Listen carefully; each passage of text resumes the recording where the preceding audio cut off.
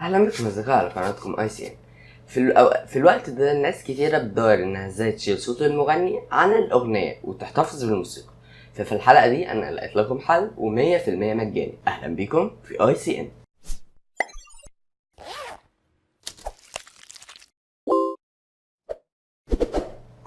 اهلا بكم اصدقاء على قناتكم اي سي ان. في الحلقة دي انا لقيت برنامج بيشيل الصوت المغني عن الأغنية، والبرنامج ده 100% مجانا. يعني ما بتحتاجش انك تدفع ولا اي فلوس علشان انك تنزل البرنامج او تستخدم الميزات اللي فيه. والبرنامج ده اسمه اوداسيتي. البرنامج ده بيستخدمه كتير من اليوتيوبرز، منهم المشاهير ومنهم المبتدئين. ففي الحلقة دي انا هشرح ازاي تشيل صوت المغني عن الأغنية. اهلا بكم في اي سي ان.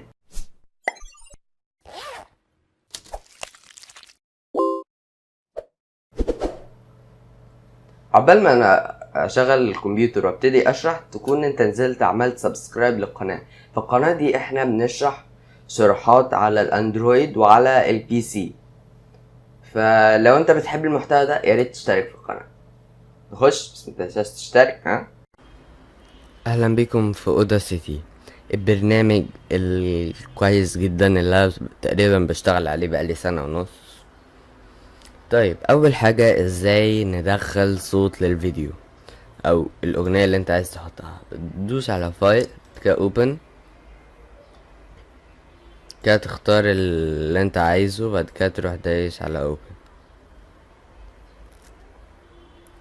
تختار اوكي. طبعا اهي دي الاغنية اللي هشتغل عليها. طبعا هنلاقي فيها صوت مغني اهو.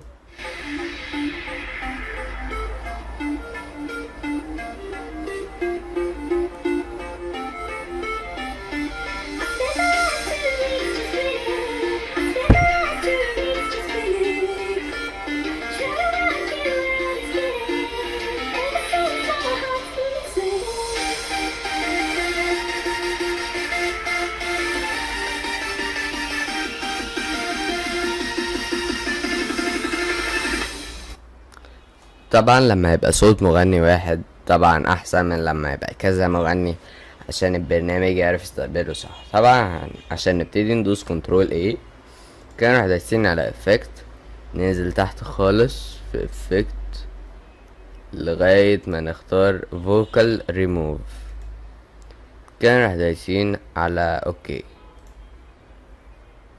نجرب كده.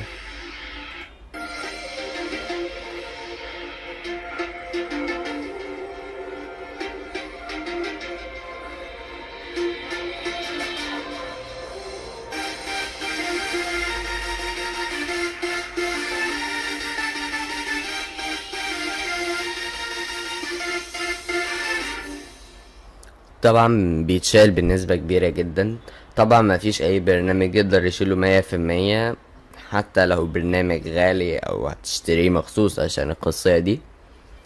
فده كده تقريبا نقدر نقول ان شال الصوت 70%.